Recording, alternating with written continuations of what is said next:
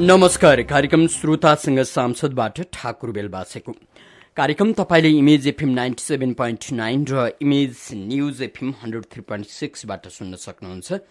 कार्यक्रममा हामीले मुलुकको पछिल्लो राजनीतिमाथि केन्द्रित रहँदै छलफल गर्ने गर्छौं। आज हामीले व्यवस्थापिकाका कुनै एकजना सदस्यसँग छलफल गर्दै छैनौं।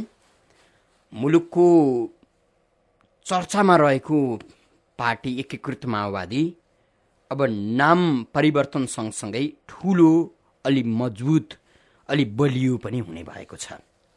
अर्थात् माओवादीबाट फुटेर बाहिरिएका 10वटा दलहरू, माओवादी सहित 10वटा विभिन्न पार्टी समूहहरू अब एक भएका छन् र माओवादीको नाम पनि परिवर्तन भएको छ। नेकपा माओवादी केन्द्रका नामबाट अब नेपाली राजनीतिमा चिनिनेछ। कम्युनिस्ट राजनीतिमा फुट्नु र जुट्नुलाई सामान्य मानिन्छ।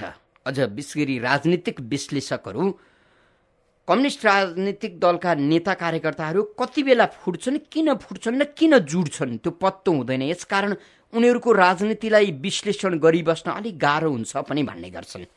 फेरि पनि मुलुकमा राजनीतिक दलहरूको बिगबिगी भइराखेका बेला, च्याउ उम्रिएसरी दलहरू उम्रिराखेका बेला 10-10वटा दलहरू एक ढिक्का बनेर अब एउटै दल बन्छौँ हामी भनिरहँदा यो नागरिक र देशका लागि पक्कै पनि राम्रो पक्ष हो।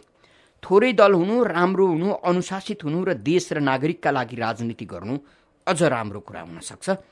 अहिले 10 राजनीतिक घटक मिलेर नयाँ पार्टी घोषणा भएको छ। माओवादीले यसलाई नयाँ पार्टी भनिराखेका छन्। हामी यो नयाँ पार्टी अर्थात् 10वटा विभिन्न राजनीतिक दलहरू बनेर निर्माण गरिएको यो पार्टी कस्तो हुन्छ, अब यो फुट्दैन चोइटिँदैन भन्ने त्यस्ता आधारहरू के छन् र के कारणले जोडियो, के कारणले त्यति बेला फुटेका थिए। अब त्यो बेला फुट्दा अनेकन लालछनाहरू लगाउने गरेका थिए। अब ती लालछनाहरू कस्तो हुन्छ, हामी यी कुरा गर्छौँ। तत्कालीन क्रान्तिकारी कम्युनिस्ट पार्टीका अध्यक्ष मणि थापासँग हामी छलफल गर्छौँ। कार्यक्रमको पहिलो खण्डमा हाम्रो टेलिफोन सम्पर्कमा आइसक्नु भएको छ मणि थापा। उहाँलाई स्वागत गरौँ। थापाजी हो? हजुर हजुर, यहाँलाई इमेज एफएममा हार्दिक स्वागत छ। धन्यवाद ठाकुरजी। अब 10वटा पार्टी मिलेर एउटा पार्टी बनेको छ। यसको ओजन निकै गरुङ्गो होला, हामीले त्यही सोच्ने त होला नि, होइन? निकै गरुङ्गो छ नभनौँ, होइन? अब हामीले प्रयत्न, तपाईँले आफू एउटा इन्ट्रोडक्सनमा भने जस्तै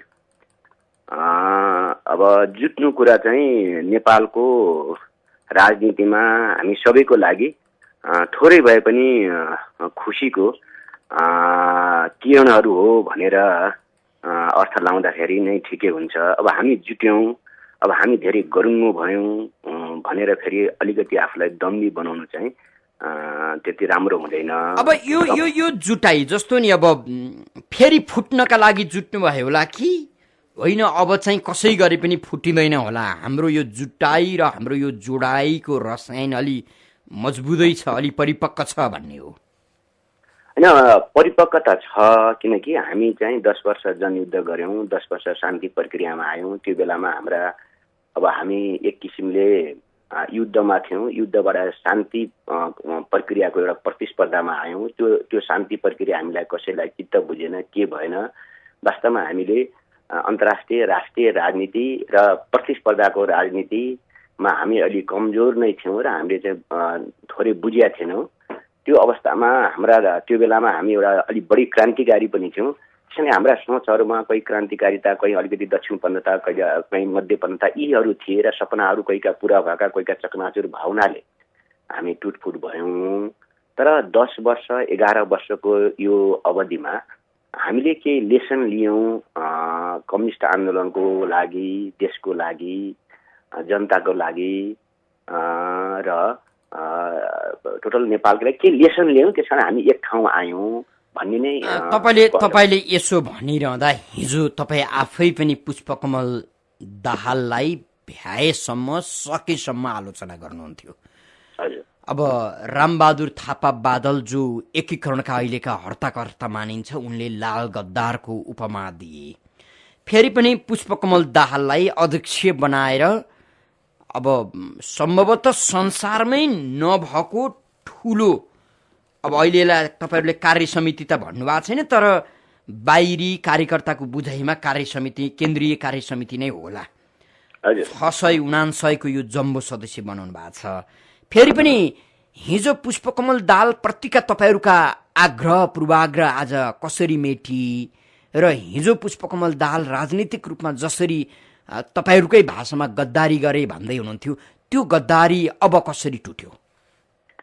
अनि त्यो राजनीतिमा समय परिस्थितिले ठुलो काम गर्दो रहेछ र राजनीति राष्ट्रिय राजनीतिको धारामा मात्र हामीले विश्लेषण गर्दाखेरि कहीँ अपुरो पनि हुन्छ र अहिले अन्तर्राष्ट्रिय रूपले र राष्ट्रिय रूपले नेपालमा जानेर सङ्कट परेको छ।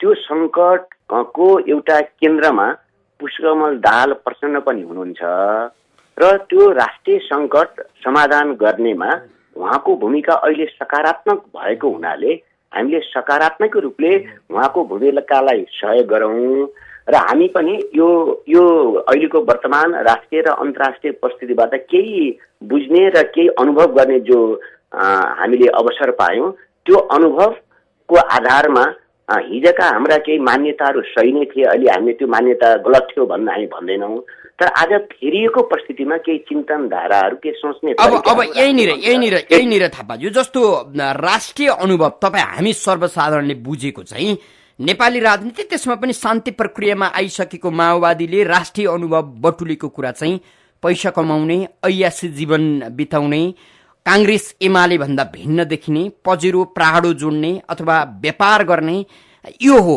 ए माओवादी अथवा त्यसबाट टुक्रिएर गएकाले नसकेर नकमाए होलान्, सक्दा कमाए होलान्, उनीहरूले सङ्गालेको अनुभव, राजनीतिक अनुभव यो हो।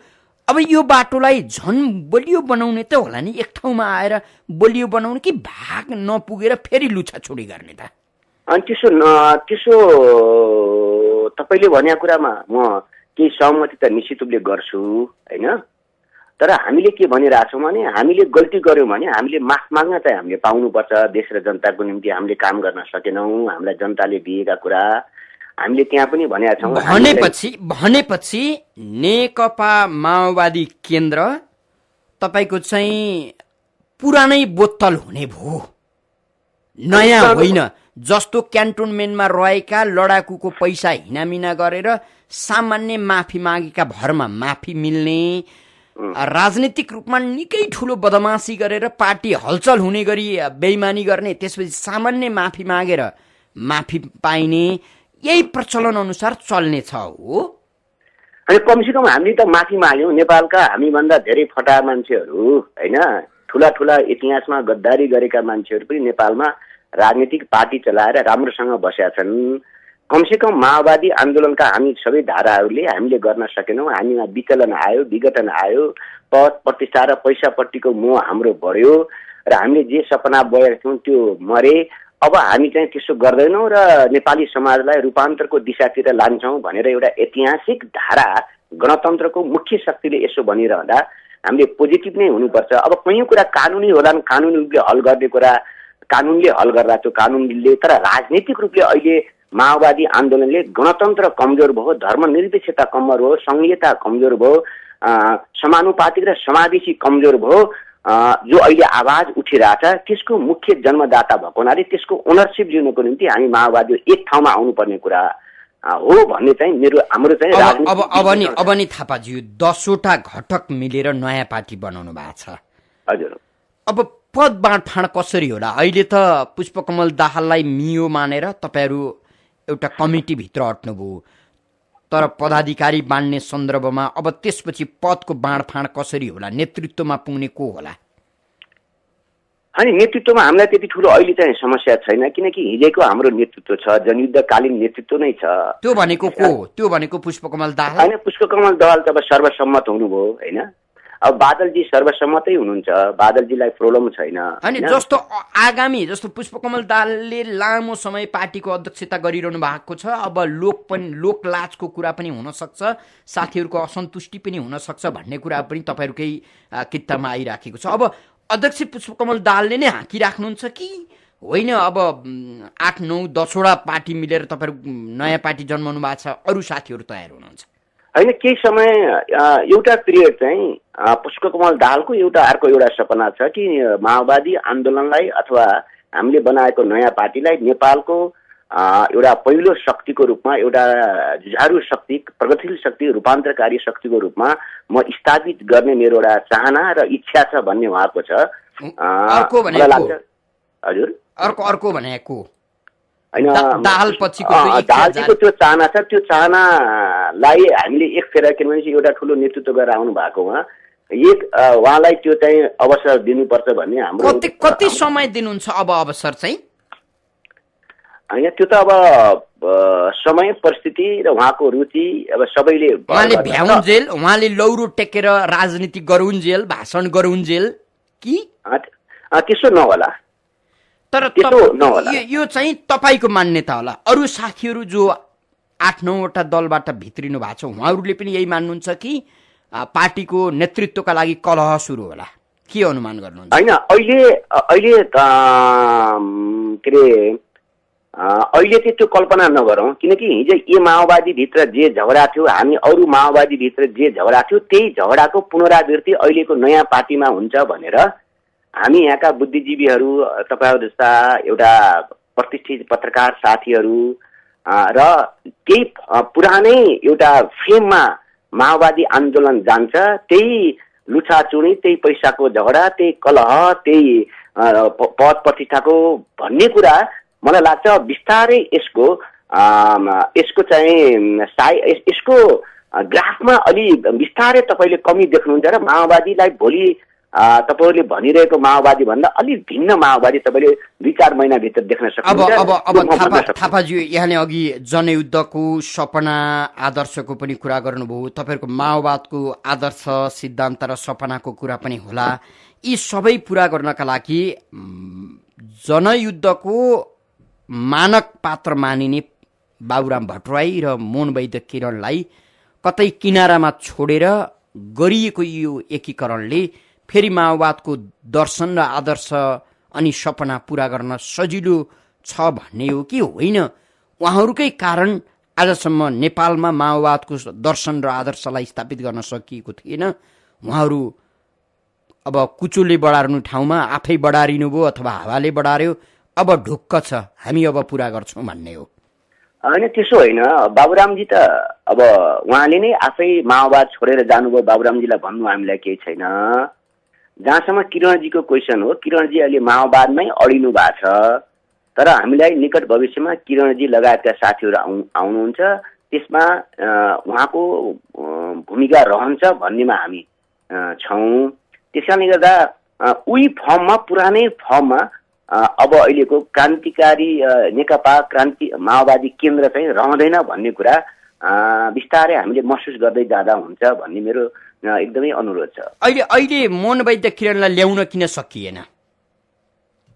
अब ल्याउन सकिएन भन्दा पनि मोहनवैद्य किरणका केही आदर्शहरू छन्, केही मूल्यहरू छन्। ती मूल्य र अहिले युनिफिकेसन हुने माओवादी केन्द्रका केही मूल्यहरूमा अझै बहसको जरुरी भयो।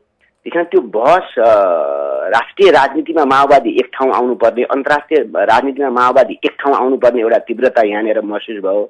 आखिरतिर किरणजीका केही मूल्यहरू छन्, तिनको बारेमा जो लेभलको वैचारिक राजनीतिक दार्शनिक छलफल हुनुपर्थ्यो त्यो चाहिँ हुन सकेन र किरणजी अहिले बाहिर हुनुहुन्छ। जस्तो नि थापाजी, अब यहाँले अन्तर्राष्ट्रिय आवश्यकता भन्नुभयो, यो एकीकरणका लागि अन्तर्राष्ट्रिय कम्युनिस्ट शक्तिहरूको पनि हात छ। अनि मैले अन्तर्राष्ट्रिय कम्युनिस्ट शक्तिहरू संसारभरका कम्युनिस्टहरू एक ठाउँ भइदियो भन्ने कामना गरेका थिए र माओवादी अन्तर्राष्ट्रियका माओवादी कम्युनिस्टहरूले माओवादी एक ठाउँ आउनु भन्ने त सामान्य कामना त हुने भयो। मैले अन्तर्राष्ट्रिय परिस्थिति भन्न खोजेको नेपालमा जो अहिले विदेशीहरूको चलखेल छ र यहाँ हाम्रो माइन्डसेटले मात्र काम गरिरहेको छैन, र विदेशी माइन्डसेट यहाँ चाहिँ जो हावी हुँदैछ त्योलाई मैले अन्तर्राष्ट्रिय परिस्थिति भने त्यो माइन्डसेट जसरी यहाँ हावी छ हाम्रो राष्ट्रिय स्वाधीनताको प्रश्नमा, हाम्रो गणतन्त्रको प्रश्नमा, सङ्घीयताको प्रश्नमा र अन्तर्राष्ट्रिय राजनीतिको नेपाल एउटा केन्द्र र यो एउटा ब्लक हुने र यो चाहिँ एउटा आइसोलेसनमा पर्ने अथवा यो चाहिँ बफर जोन हुने खालको जो एउटा अन्तर्राष्ट्रिय जो एउटा राजनीतिक घटनाहरू दक्षिण एसिया र एसियामा जो आउँदैछ त्यसले पनि हामीलाई चाहिँ एकता हुन प्रोत्साहन गरेको हो र अलि चाँडै गर्न हामीलाई प्रेरित गरेको हो भन्न खोजेको। हजुर थापाजी, जस्तो नि अब बेला बखतमा नेपालका सम्पूर्ण वामपन्थीहरू एक हुनुपर्छ, वामपन्थी एक भयो भने नेपाली राजनीतिमा वाम घटकको वाम राजनीतिको वर्चस्व हुन्छ, अब एकीकरणको विकल्प छैन भन्ने कुराहरू पनि सुनिन्छ। यतातिर नेकपा एमाले पनि अब कम्युनिस्ट राजनीति गर्छु नै भनिराखेको छ, नामै कम्युनिस्ट पार्टीको छ। अब माओवादी केन्द्र र एमालेका बीच एकीकरण हुने सम्भावना रहन्छ कि रहँदैन? अहिले तुरुन्त त रहँदैन, संयुक्त मोर्चा हुन सक्छ, संयुक्त सरकारमा हुन सक्छ, सरकारमा त अहिले पनि छ, तर ठ्याक्कै अहिले नै एउटै पार्टी हुने चाहिँ सम्भावना चाहिँ अहिले चाहिँ तर यही बीचमा पुष्पकमल दाहालले नै पनि र नेकपा एमालेका केही नेताहरूले पनि एकीकृत माओवादी र नेकपा एमाले एकीकरण हुन सक्छन्, त्यो आवश्यकता छ भनेर कतै चर्चा चलाएको स्थिति हो। होइन, चर्चा त भएको होला, त्यसलाई मैले अन्यथाको रूपमा लिन, तर वस्तुगत परिस्थिति र हाम्रो आत्मगत परिस्थितिले अहिले तुरुन्तै दुईटा पार्टीको बिचमा एकता हुँदैन र जनताको सेन्टिमेन्टलाई क्याच गर्नको निम्ति नेताहरूले कहिलेकाहीँ राजनीतिक उद्देश्य पुरा गर्नको निम्ति र सेन्टिमेन्ट क्याच गर्न भन्न सक्छन्, तर हाम्रो ग्राउन्ड चाहिँ जनताको भोटरको ग्राउन्ड करिब करिब एउटै भएको हुनाले जनताको दबाब चाहिँ हुन सक्छ। अब यो सरकारको निरन्तरता खोज्नुहुन्छ कि तपाईँहरू अथवा तपाईँको यो नयाँ पार्टीले यो सरकारको भङ्गको अभियानमा लाग्छ?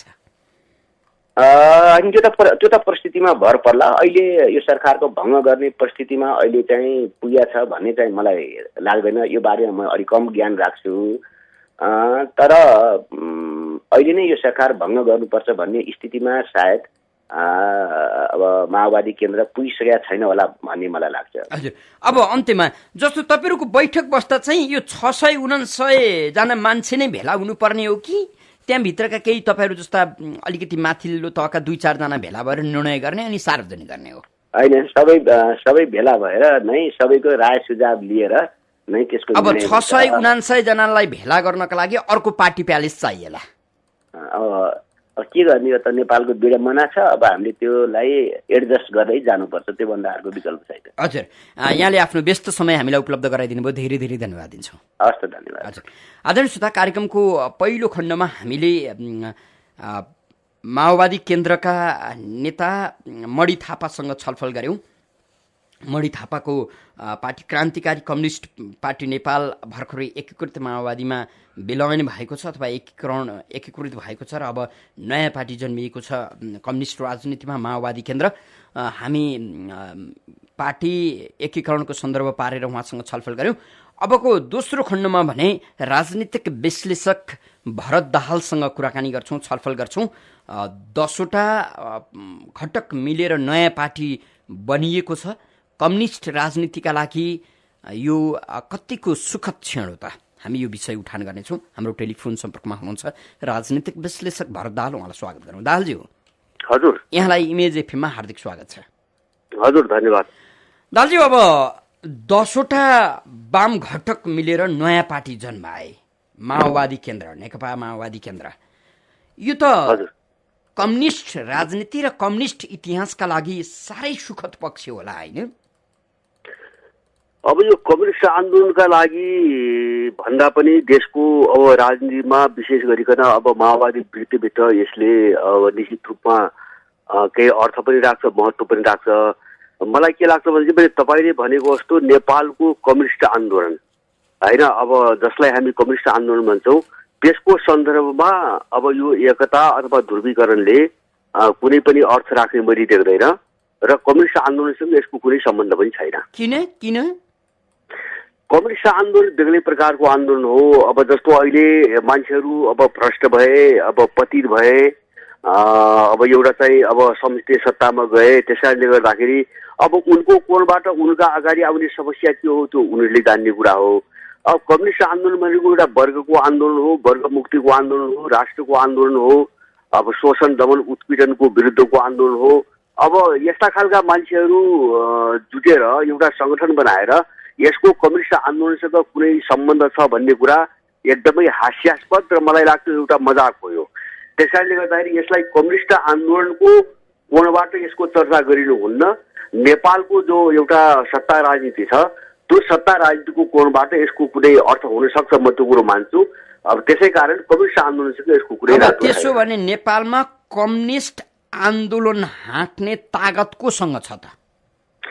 होइन, नेपालमा अहिले कम्युनिस्ट आन्दोलनै छैन। मेरो आफ्नो निष्कर्ष के हो भन्छ भने अब एक त 6 सालमा यहाँ कम्युनिस्ट पार्टी स्थापना हुँदादेखि नै धेरै ठुला समस्याहरू छन्। अब कम्युनिस्ट आन्दोलन वास्तविक रूपमा अब कति चाहिँ स्थापित भयो, कति भएन, को त्यसमा प्रतिबद्ध थिए। अब इमान्दार मान्छे पनि थिए, नभएका होइनन्, तर उनले नेपालको सन्दर्भमा कम्युनिस्टको जग बनाउन एउटा सृजनात्मक रूपमा काम गर्न सकेनन्, त्यो छुट्टै छलफलको कुरा हो। तर अहिले यो पछिल्लो कालमा आइसकेपछि विशेष गरेर 12 बुँदे समझदारी वा अझ भन्नुहुन्छ भने माओवादी विद्रोहको जो उत्तरार्ध हो त्यो समयदेखि नेपालमा कम्युनिस्ट आन्दोलनको अस्तित्व छैन, सङ्गठित रूपमा अस्तित्व छैन। जसलाई अब तपाईँ कम्युनिस्ट आन्दोलन भन्दै हुनुहुन्छ, यो साम्राज्यवादको एउटा जगेडा शक्ति हो। त्यस कारणले गर्दाखेरि यसलाई कम्युनिस्ट आन्दोलन भन्नु हास्यास्पद हुन्छ। अब एमालेको विसर्जन धेरै पहिले भइसकेको हो। त्यस कारणले संस्थागत रूपमा एउटा चाहिँ अलिकति सबल र केही गर्न सक्ने एउटा सङ्गठनको रूपमा चाहिँ नेपालमा कम्युनिस्ट आन्दोलनको अस्तित्व मैले देख्दैन। जस्तो अहिलेको नयाँ नाम दिएको माओवादी केन्द्र, जसरी तपाईँले एमालेको विसर्जन भन्नुभयो, यो केन्द्र राजनीतिक, सैद्धान्तिक र दार्शनिक रूपमा अथवा व्यवहारिक रूपमा पनि विसर्जन भएको छ कि छैन त? होइन, माओवादी अब नाम उनीहरूले जेसुकै राखुन्, अब त्यो एउटा लोगो हो, त्यो एउटा व्यापार हो, ट्रेडमार्क हो। अब मान्छेलाई चाहिँ भोट चाहिएको छ, मान्छेलाई चाहिँ भ्रम सिर्जना गर्नु छ, खेल्नु छ। त्यस कारणले उनीहरूले शब्द चयन के गर्छन् म त्यतातिर जान चाहन्न। अब मलाई के लाग्छ भन्छ भने 12 बुँदे समझदारी पछिको माओवादी भनेको पूर्ण रूपमा साम्राज्यवादीकरण भएको र एउटा चाहिँ वर्ग विरोधी, उत्पीडित वर्ग विरोधी पार्टी हो र एउटा भ्रष्ट पार्टी हो। त्यस कारणले गर्दाखेरि अब यस्तो पार्टीलाई अब कम्युनिस्ट पार्टी भनेर भ्रम सिर्जना गर्ने, अब यस्तो सत्ता राजनीतिमा चाहिँ तपाईँको यस्तो फोहोरी ढङ्गले लागेका मान्छेहरूलाई चाहिँ कम्युनिस्टको रूपमा प्रस्तुत गर्ने जो एउटा प्रवृत्ति हो, यो प्रवृत्ति नेपालको परिवेशबाट जो मान्छेको एउटा मानसिकता बनेको छ त्यसको उपज हो। अब सैद्धान्तिक राजनीतिक रूपमा कम्युनिस्ट आन्दोलनसँग यसको कुनै सम्बन्ध छैन। अब करिब 7-8 वर्षको अवधिमा झन्डै 10वटा पार्टी बनेछन्। एउटा पार्टीबाट टुक्रिएर अरू 9वटा बने, अब 10वटा एक ठाउँमा आएर एउटा पार्टी बनेको छ। आम जनमा कम्युनिस्ट नामका पार्टी जन्मनु र जुट्नु, फुट्नु र जुट्नु सामान्य कुरा हो। यो उनीहरूको राजनीतिक चरित्र नै हो भन्ने जस्तो भइसकेको छ। यो स्थितिमा अहिले नयाँ पार्टी बनेको छ, त्यो पनि विभिन्न दलहरू, विभिन्न पार्टीहरू मिलेर।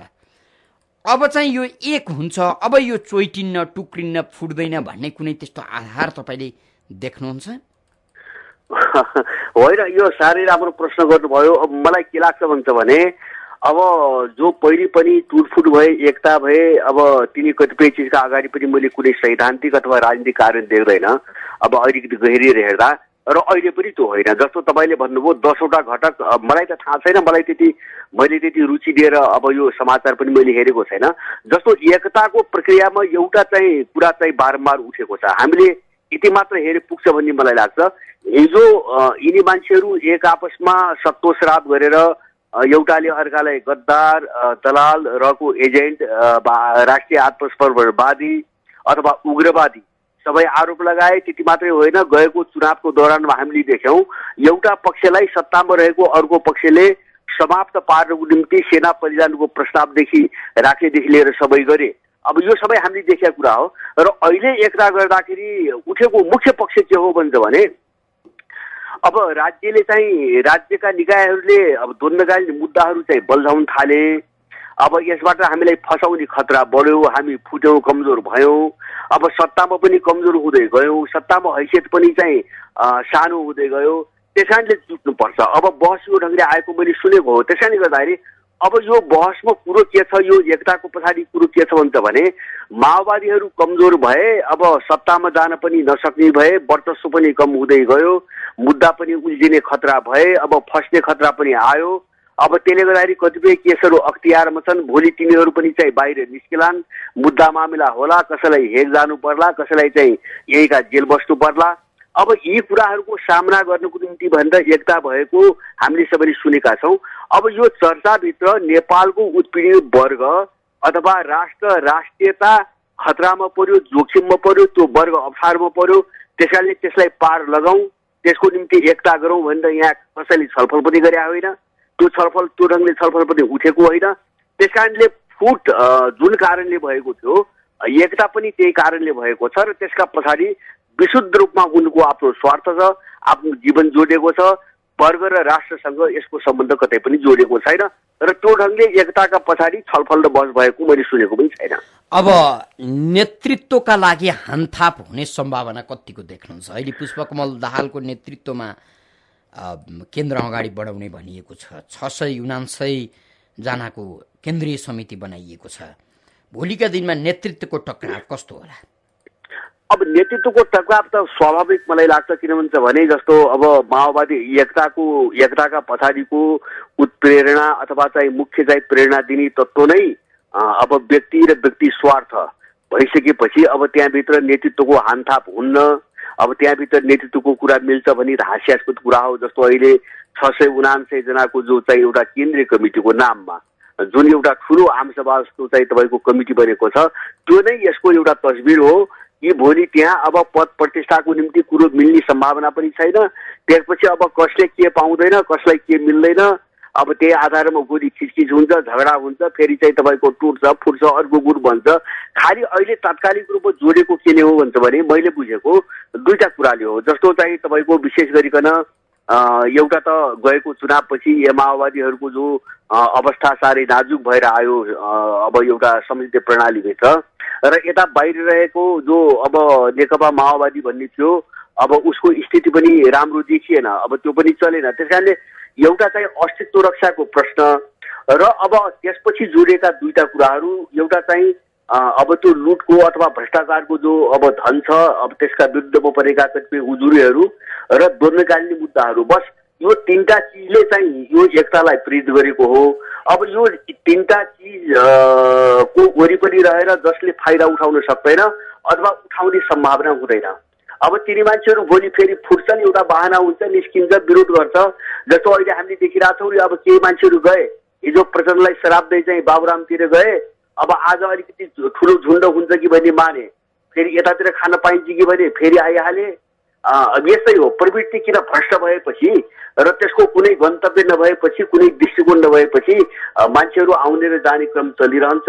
अब यो एकतालाई योभन्दा बढी चाहिँ अब महत्त्वको दिनुपर्छ भन्ने मलाई लाग्दैन। तर एउटा चिज के हुन्छ भने यसले नेपालको राष्ट्रिय राजनीति, विशेष गरेर सत्ता केन्द्रित जो राजनीति छ, अब यो राजनीतिमा केही भूमिका अवश्य खेल्ला। जस्तो यिनीहरू ठुलो भएपछि अब यिनको बार्गेनिङ पावर अलिकति बढ्ला, अथवा चाहिँ अब हुनसक्छ कसैले माओवादी विरुद्ध षड्यन्त्रै गरेको छ भने त्यो अलिकति चाहिँ कमजोर भएर जाला, अथवा चाहिँ अलिकति त्यसको आवाज बन्द होला, आदि इत्यादि। यस्तै केही कुराहरू बाहेक अब यसले चाहिँ तपाईँको अब एकदम ठुलो नेपालको राजनीतिमा अथवा कम्युनिस्टहरूको सन्दर्भमा यस्तै कुनै ध्रुवीकरण गरिदिएर कुनै नयाँपन ल्याउने सम्भावना चाहिँ छैन। जस्टिन दाहालज्यू, यानि अलि जोडै दिएर भन्नुभयो, युद्धकालीन घटनाहरूबाट तर्सेर अथवा त्यसको अपराध सजाय भोग्नु पर्ला भन्ने डरले पनि एकीकरणमा आए, अथवा अर्को कुरा राजनीतिक व्यापार गर्नका लागि सजिलो होस् भन्ने स्वार्थ पूर्ण ढङ्गबाट पनि एकीकरण गरियो भनिरहनु भएको छ।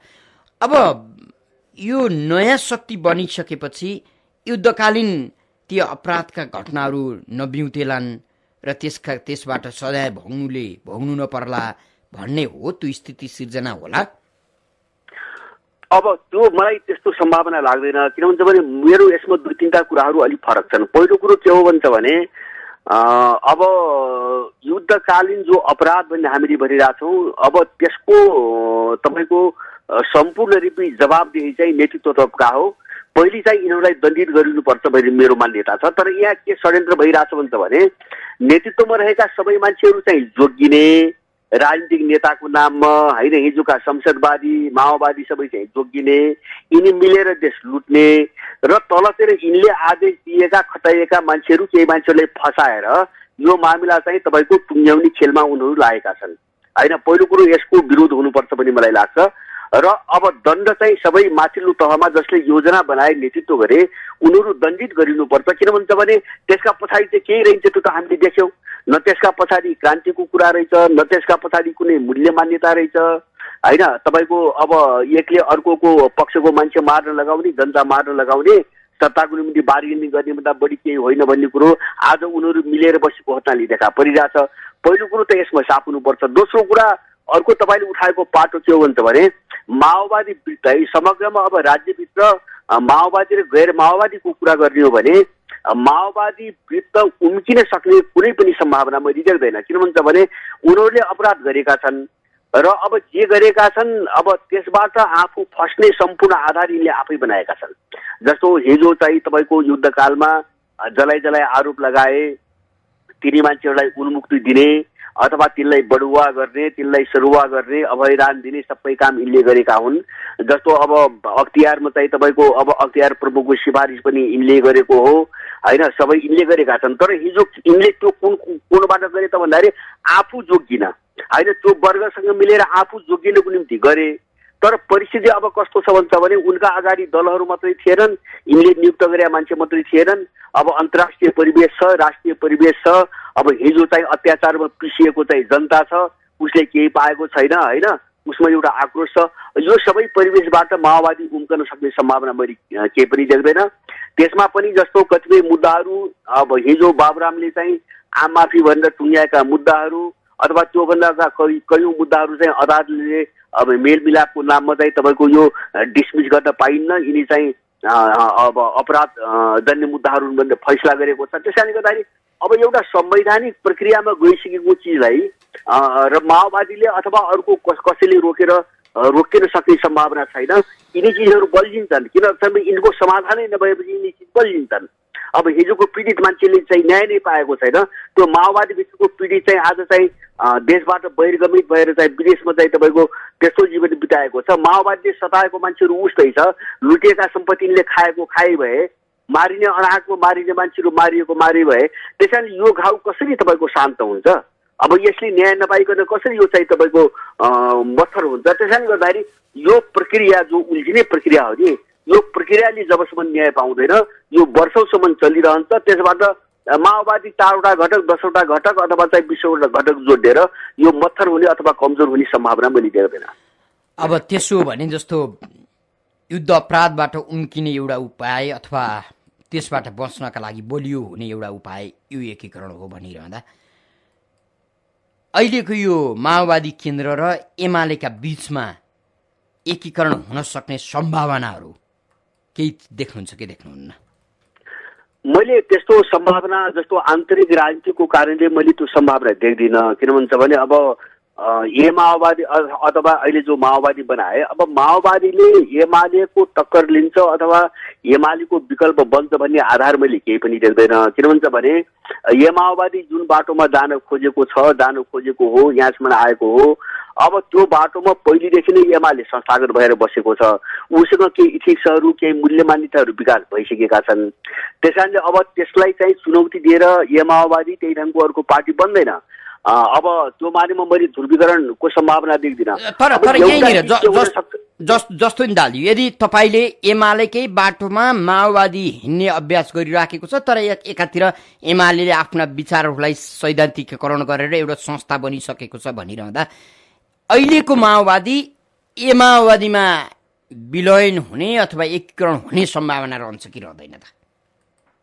अहिलेको माओवादी भन्नुभयो? हजुर, माओवादी केन्द्र त्यो सम्भावना मैले एउटा कोणबाट देख्छु हो तपाईँले उठाउनु खोजेको। अब यो राजनीतिक ध्रुवीकरण हुँदैन। किन भन्छ भने अब माओवादी एमालेको विकल्प होइन, विकल्प पनि होइन। अब एमाले जस्तो अलिकति संस्थागत भइसकेको दल पनि होइन। अब एउटा चिज के हुन सक्छ भन्छ भने जस्तो आन्तरिक अवस्था अब अलिकति बिग्रिँदै गयो अथवा उल्टिँदै गयो अर्को ढङ्गले गयो भने जस्तो आत्मसुरक्षाको निम्ति अथवा बचाउको निम्ति माओवादीको पङ्क्ति एमालेमा विलय हुन सक्ने सम्भावना छ होइन। अब तर पूर्ण रूपमा होइन है, जस्तो एमालेको सबै पङ्क्ति त्यसमा सहमत होला त्यो म भन्न सक्दिनँ, तर माओवादीको जोड त्यसमा हुन्छ। किन भन्छ भने यो 2-3 वर्ष अगाडिदेखि यो कुरो उठि नै सकेको छ। जस्तो एमालेसँग चाहिँ एकता गरेर एउटा बृहत वाम आन्दोलन निर्माण गर्ने भन्ने कुरा प्रचण्डले बारम्बार उठाउँदै आउनु भएको छ। अब त्यो स्थिति भोलि पनि आउन सक्छ, तर त्यो के अर्थमा हुने छैन भन्छ भने त्यो कुनै राजनीतिक ध्रुवीकरणको अर्थमा हुने छैन। त्यो त्यसो भयो भने भएछ भने पनि दुईटा कारण देख्छु। एउटा चाहिँ माओवादी आत्मसुरक्षाको कारणले एमालेमा विलय हुनुपर्छ होइन, त्यो कोणबाट अब यिनीहरूको चाहिँ प्रस्ताव अगाडि बढ्न सक्छ। दोस्रो मैले के देख्छु भन्छ भने नेपालको भू राजनीतिमा जस्तो अन्तर्राष्ट्रिय शक्तिहरूको ध्रुवीकरण जुन ढङ्गले बढिरहेको छ, अब यही ढङ्गले अगाडि चर्किँदै गयो र त्यसको वरिपरि यहाँका आन्तरिक शक्तिहरूको चाहिँ ध्रुवीकरण पनि तपाईँको अर्कै ढङ्गले अगाडि बढ्दै गयो भने त्यो ध्रुवीकरणले यस्ता मान्छेहरूलाई एक ठाउँमा जोड्न सक्छ होइन, त्यो सम्भावना हुन सक्छ। हजुर, यहाँले आफ्नो व्यस्त समय हामीलाई उपलब्ध गराइदिनु भयो, धेरै धेरै धन्यवाद दिन्छौँ। धन्यवाद धन्यवाद। हजुर, आदरणीय श्रोता, कार्यक्रम श्रोतासँग सांसदमा आज हामीले कुनै एकजना सांसद सदस्यसँग छलफल गरेनौँ। हामीले आज 10वटा वाम घटक मिलेर नयाँ वाम शक्ति बनेको नेकपा माओवादी केन्द्रसँग सम्बन्धित रहेर केन्द्रका एकजना नेता मणि थापा र एकजना राजनीतिक विश्लेषक भरत दाहालसँग छलफल गर्यौं। कार्यक्रम सुनेर साथ दिनुहुने सम्पूर्ण श्रोता मित्रलाई धेरै धेरै धन्यवाद दिँदै सहकर्मी मित्र दुई बुकिस महर्जन अनि अनिश साकेका साथमा ठाकुर बेलबासी बिदा हुन्छु। नमस्कार।